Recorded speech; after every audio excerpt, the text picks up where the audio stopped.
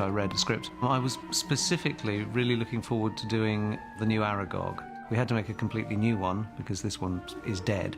But it's the same character and he looks essentially the same. Although we've upgraded him a little. The aquatronic we built for Chamber of Secrets was a latex and polyfoam thing. You're Aragog, aren't you? Yes. I wanted him to have that same quality. And so we went with a solid polyurethane. It does produce a translucent quality, like a dead insect, whereby you can see an understructure through the surface. Because we wanted this translucent surface, we had a team of people who were literally just filling the moulds after it was sculpted and moulded. And there were sort of 4 or 5 people just continuously producing the pieces. Once you produce them, you then have to artwork them. So we were airbrushing a colour scheme into this polyurethane. We were also flocking it in places, whereby we can put a nice fuzz into places and direct where this fuzz goes.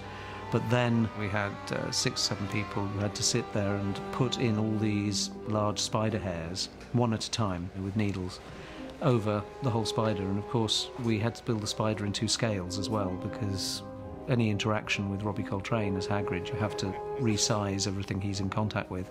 So there is a smaller scaled spider as well. So it was a huge amount of work. And when you see 16 spider legs all in a row and you know that you've got to punch hair into all of them, it's a little daunting. We had a team of people just doing hair for weeks. How do we say just with one is with? It obviously isn't cheap to construct a spider like that, but it's also incredibly expensive in CG. And I always fight the corner to do it practically if it makes sense. So it was a trade-off. I mean, as all these things, it's the cost, the ease of use on set, how much reference does it provide? You know, does it give something to the actors that couldn't handle if it's not there? Because when you build creatures like that, very often even just an inanimate object like that can have a, you know, little emotive moment, which is nice.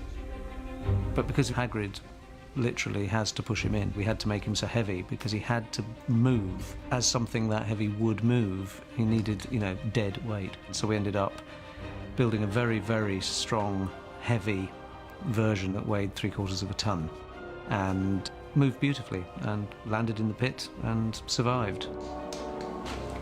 So we were happy with that and went along, and it was very successful. Goodbye, friend of Hagrid.